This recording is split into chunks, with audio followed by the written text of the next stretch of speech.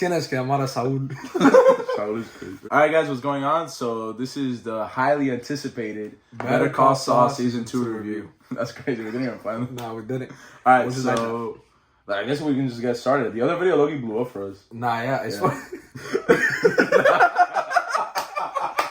Because obviously this season came out a long time ago, but we're watching it now. We thought, why not? We're gonna watch it anyways, and we're gonna talk about it anyways. Dude, there's a lot of stuff like that. Like we could do, like, you know, like Abram has like How I Met Your Mother and Friends. Like we could do that because at the end of the day, those are shows that people like and stuff. And also when stuff comes out, like for example, You's gonna come out and Mandalorian and stuff.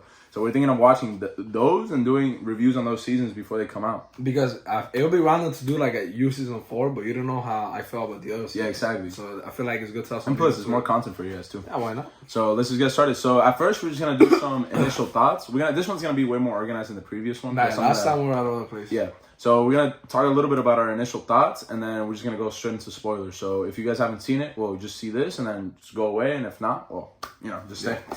So at first, some initial thoughts. What are you feeling? All right, so I heard a lot of people say that season 2 Better Call Saul was like the worst season in the whole universe, but I have to disagree. The whole universe? The whole Breaking Bad universe. Oh. No, but honestly, I have to disagree. I might have liked it more than the first one. Nah, I liked it more than the first one. Yeah, I would definitely have to say that. So you see Jimmy in a dark place to begin with, and he's going back to like slipping Jimmy. Yeah. The person that Chuck said that he was. Yeah. And you know, it's kind of sad to see. You see him like all the hard work that he put in, like he's kind of throwing it away. But thankfully, he has Kim there to like pick him back up, and then he gets a job. You know, not to go too much into specifics, but then you see that he doesn't fit. You know, he's trying to fit in, but you can tell that that's just not the person he is. I feel like towards the end, you start seeing like the Saul side of him starts to come out more, and then this season you also see Kim like get a more of a character arc. You start learning what makes her tick. You still see her support Jimmy, but you also see her be her own person.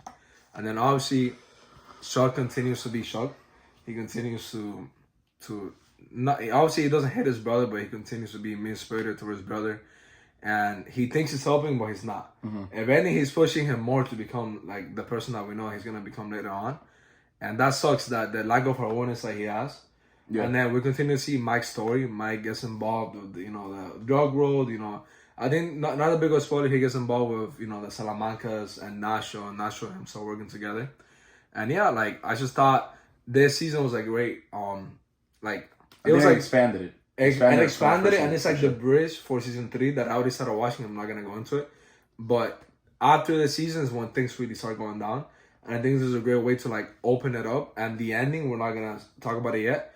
But it definitely like opens up the door for everything to start like breaking down. Yeah, I feel like this season is definitely less, I guess, exposition than the first season. I think the first season was really just setting up the characters. Yeah. And I think something that's interesting that this series does is that maybe since it knows it's good, it kind of relies on it knowing that it's gonna have more seasons. You know what I'm saying? Because the first season, as a season on itself, I feel like it doesn't feel complete. Yeah, you know what I'm saying? But then you see the second season, it's expanding from the first season. I think that's interesting. And then some thoughts, I just want to say that Bob Odenkirk. What's his name? Bob Odenkirk. That's crazy. Bob Odenkirk.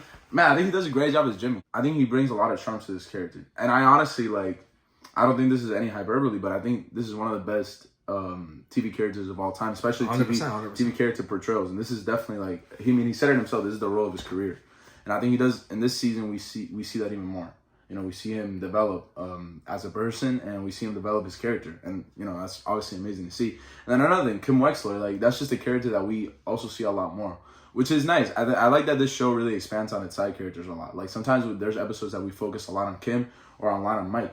And Mike, in Breaking Bad, obviously we didn't really get to know Mike at all, basically. We barely knew his backstory. We knew he had a granddaughter, but this show we basically know a lot more about him. And that, that's amazing too. And then Chug, you were saying about Chug. Chug is really I think the actor, I think I wrote his name here, Michael McKean. I think he does a really great job at making you hate him. I think that's a character that you hate, that you're rooting against. But at the end of the day, he obviously loves his brother, but you can kind of tell, no spoilers, he's just jealous of his brother at the end of the day. You know what I'm saying? I would say that at the end of the day, he's just jealous because no matter how smart he is, no matter what he does, people like Jimmy more. People just like Jimmy more because, Jimmy might be the biggest piece of shit ever, but people just still like him more than his brother just because he's more likable. And I think that creates a dynamic because Jimmy looks up to Chuck. You know what I'm saying? So it creates a really interesting dynamic in the show. Again, the writing is incredible. It is. You know what I'm saying? The writing is incredible. I think what the show is able to do with the characters is something like amazing. I really think it has some of the best characters I've ever seen in like any TV show. Yeah, and I would say that dialogue-wise, like conversations that are had, it really has some of the best dialogue of any show I've ever seen. I would say it has better like dialogue than Breaking Bad, for example. This show is really different from Breaking Bad because this is a law show, especially this season. There's a lot of law in this season, like, which is good. You know what I'm saying? Because it helps differentiate itself from Breaking Bad, but it also ties in. You know what I'm saying? I also don't really like that the show is called. I was telling you, we're talking about this right now. It's called Better Call Saul. That's actually probably a negative. So we don't. I mean, if you've seen the show, it's around this guy named James McGill. And obviously, since we watch Breaking Bad, we know that he later becomes Saul Goodman. But whoever just watches this show like without knowing that, they're like, why is this show called Better Call Saul? Yeah. So that's, I guess, a little bit of a negative, but it's like super minor. But anything else you want to say? I think that's pretty much it. Because everything else that I want to say, obviously, I want to get into spoilers, so I'm ready to get into it if you are. Yeah, so we're just going to get straight into spoilers. Dude, the ending was crazy, bro. The ending was super fire. Like, we talked in the last video how the ending of season 1 just ends. Yeah. You don't even notice, but you definitely notice. Yeah. This time. Because Chuck is just play with Jimmy's heart. And obviously Jimmy did something wrong. Like, he committed a crime. For sure. He changed the numbers. And that is a super big deal for obvious reasons. But even then, Jimmy did it for his girlfriend, Kim, somebody that he loves. Because Kim really did deserve mess about it. She's the one that worked for it. She's the one that even brought it to HMM. Wait, what is it? Yeah, you said her. HMM. Yeah, HMM. But you know, whatever, that Chuck and Howard, they're the big firms, and ended up getting him back. So Jimmy said, like, that's not fair. And Jimmy has always had that, like, fighting for, like, the little guy. Mm-hmm. So he was fighting for the little guy and Kim. So, like, although it was wrong, you still support him. And then Chuck, like, the fact that he faked the whole, like, illness thing, that was messed up. I don't think he faked the illness as a whole. No, I think he faked, like, I know what you're saying. Yeah, he faked, like... that he was super sick. That it was super bad. Yeah. Dude, I actually think that's so messed up because Jimmy, your brother, has been taking care of you for so long. Mm-hmm. And you, like, knew that he was going to care for you so much that he was going to admit it. Yeah. And he, like I was saying, Jimmy did something, but, like, I gotta think of what Chuck did was worse. Chuck definitely did. What Chuck did is, like, you know, Jimmy, at the end of the day, no matter what Chuck does wrong, Jimmy's always going to be there for his brother. Yeah. Like, we saw that time that he was, like, that when Chuck went to basically, like, try to investigate this dude in the copying machine thing. Like, he went to investigate this dude, and Chuck knew that he was trying to do, and Jimmy knew that he was trying to do that so that he could, you know, basically get the information that you know, he was basically falsifying papers or whatever. But he was there. He saw that he got hurt, and he immediately went to help it. And obviously him pulling up, like, that puts him in a bad spot. In trouble, you know, like, oh, what are you doing here? What is the coincidence that you're here? Exactly. But obviously he wasn't going to let his brother, like, stay, like, hurt. Like, obviously he called the ambulance and everything. And yeah, I was there for his brother in the tough times. I think that is definitely jealousy. Because you could tell, like, for example, in the episode that they introduced Chuck's girlfriend. Yeah. He was in the bed and he made the joke about the lawyer, and then she didn't really vibe with the joke as much as Jimmy as she was vibing with Jimmy's jokes. And I just think that at the end of the day, that's what it is. And another thing, when his mother passed away, who did she call? She called for Jimmy. Yeah. She didn't call for Chuck. She called out for Jimmy. And I think little things like that, they show you why Chuck ends up not hating his brother, but developing these like negative feelings towards him. Because at the end of the day, he's just jealous. And I think that creates a dynamic, like I was saying earlier, because Jimmy looks up to his brother, but his brother sort of, not that he looks up to Jimmy as well, he's just jealous towards Jimmy. You know what I'm saying? And I think that's really, really interesting. I like that a lot. I like that we're learning way more about their backstory, how they were when they were young, their dynamic, and what led to this. And something that I really just want to learn is why this man is like that. You know, why he's like, Chuck? Yeah, why Chuck is you know, with the sick thing, the electricity thing, like what led to that? Do you know? Does it reveal in season 3? Yeah, they do reveal a lot of For it. real? So, you know, I'm not gonna get into it. But what he said about his wife in the flashback when they were like getting ready for Jimmy to come, mm-hmm. Chuck was talking about Jimmy like he was this horrible person. Yeah. He was like, "Oh, I'm warning you, he's gonna do this."